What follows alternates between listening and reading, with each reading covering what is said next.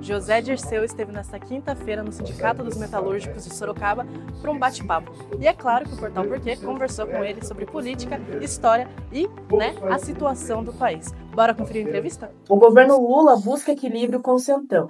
Até que ponto isso fortalece ou fragiliza o projeto político da esquerda?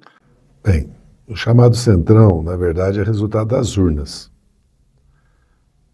Em 22, nós elegemos o Lula uma frente ampla, que já contou com apoio do Geraldo Alckmin, ou seja, de uma parcela grande de eleitores que eram do PSDB, e para governar, como a Câmara dos Deputados e o Senado tem uma maioria de direita, tirando o bolsonarismo, os partidos de direita, a União Brasil, o PP, o PR, o PDS, certo? São partidos que acabam tendo o controle da Câmara dos Deputados. Se o governo quer avançar na pauta, como ele avançou na PEC da transição, na reforma do imposto de consumo, que é o IVA, no restabelecimento dos programas sociais, agora mesmo na tabela com isenção de imposto de renda até R$5.000, no Vale Gás, no Pé de Meia, todas as medidas que o governo vem adotado,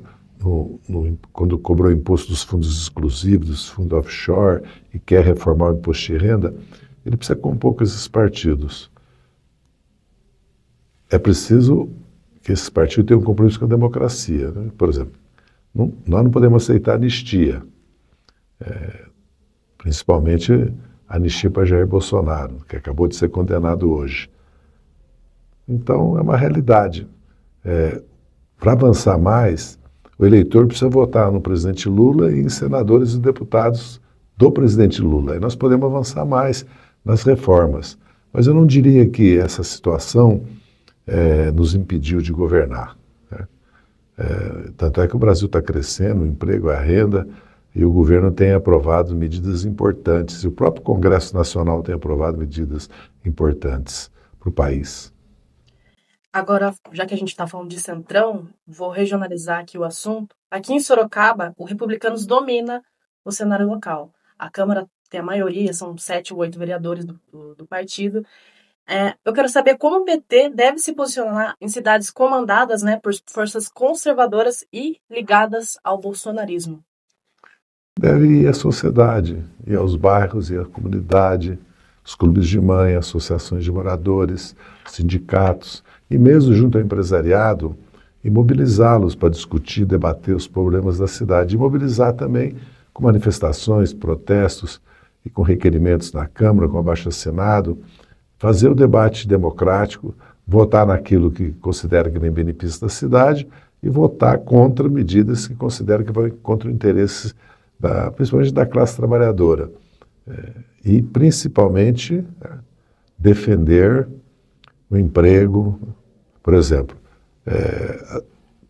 postos de saúde, UPAs, a educação integral das crianças, passar o dia inteiro na escola com cultura, esporte, lazer, o ensino técnico profissional, cobrar impostos daqueles que têm mais riqueza e menos dos trabalhadores, defender medidas que são importantes. Hoje, a mãe de família quer o seu filho na escola o dia todo, protegido, sendo educado, e o filho, quando sai do ensino médio, com uma profissão.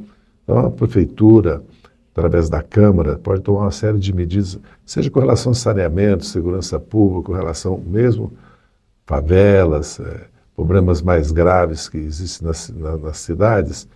A Câmara Municipal tem um papel muito importante e o vereador talvez seja, no Parlamento Brasileiro, um dos cargos mais importantes que tem, porque você está no dia a dia com a tua comunidade, com os vizinhos, com as associações de bairro. Muito importante o papel, mesmo que seja um vereador, não precisa ser 5, 6, nós temos vários casos de vereadores que, durante 8 anos sozinho na Câmara, depois foram eleitos prefeitos, né, porque demonstraram para a população o caminho que ela devia seguir. Dirceu, aqui, ainda falando de Sorocaba, quando a gente vai para a Câmara, os políticos mais ligados à direita, eles adoram usar alguns nomes do PT para usar como sinônimo de corrupção. O seu, do genuíno. Eu queria ouvir do senhor a sua fala para quem te ouve, né? Para quem tem esse preconceito com José Dirceu. Em 2005, eu fui atacado com um suposto caso chamado Mensalão. Eu até então, veja que a minha vida política já era longa, comecei em 65, né? Eu já tinha, portanto, 30 anos de vida política praticamente. Nunca tinha sido processado, eu sempre vivi de salário. Fui office boy, fui almoxarifado, arquivista, relações públicas, tive alfaiataria, boutique, fábrica de confecção, trabalhei como assessor parlamentar, fui deputado estadual, nunca inventaram que eu era o chefe do Mensalão, aliás o Supremo me absolveu, e todos sabem que eu fui condenado politicamente, me tiraram o mandato politicamente, não havia nenhuma acusação contra mim real. No caso da Lava Jato, o Supremo Tribunal Federal anulou todos os processos, e eu já tinha sido absolvido, já tinha sido arquivado, prescrito, mas há uma diferença.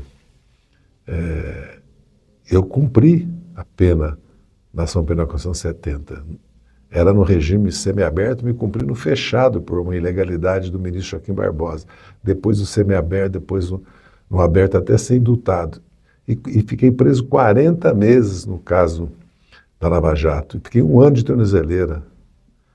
Então, na verdade, eu cumpri as penas. Agora, se você vê o Jair Bolsonaro, ele quer ser anistiado, ele não quer responder pelos atos que ele praticou. Eu era inocente, não pratiquei os atos e respondi por eles e respeitei a justiça do meu país, acatei as decisões da justiça. Eles não, eles querem desacreditar o Supremo, a democracia, se aliam a um governo estrangeiro para atacar o Supremo Tribunal Federal, a democracia brasileira, não aceitam, na verdade, as regras da democracia. Eles querem acabar com a democracia. E acabar com a democracia é rádio ser censurada, sindicato ser fechado, você pode ser preso pelo que você fala do governo. Durante todo o tempo ele conspirou contra as urnas eletrônicas, contra o processo eleitoral, conspirou contra a democracia, então ele tem que responder por isso. Eu, sem ter culpa, respondi, cumpri minhas penas, mas provei que era inocente, a própria justiça reconheceu. E falando em Bolsonaro, né, hoje houve a condenação dele, né, no STF. Formou maioria para condenar o Bolsonaro por tentativa de golpe de Estado. Queria saber a sua opinião, né, o que essa condenação representa para o país, para a política?